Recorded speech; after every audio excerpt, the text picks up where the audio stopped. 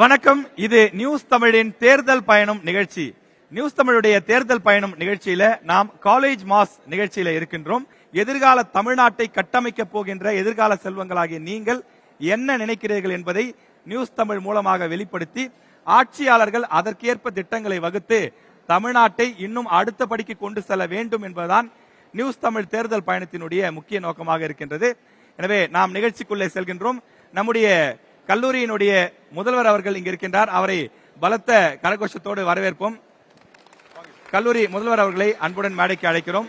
Sir வணக்கம்.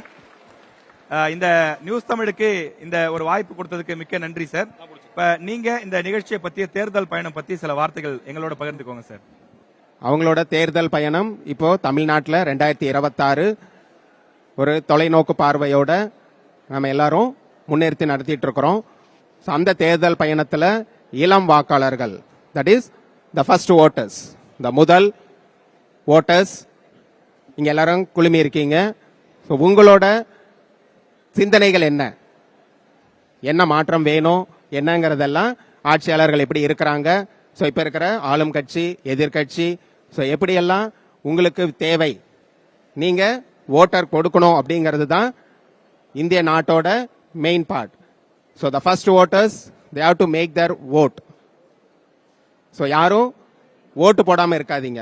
So அந்த voter 100% vote, அதுதான் ஒவ்வொரு எலெக்ஷன் கமிஷனும் சொல்லிட்டு இருப்பாங்க. தேர்தல் கமிஷனர், தேர்தல் ஆணையர் எல்லாருமே சொல்றது 100% ஓட்டு வேணும்னு சொல்றாங்க.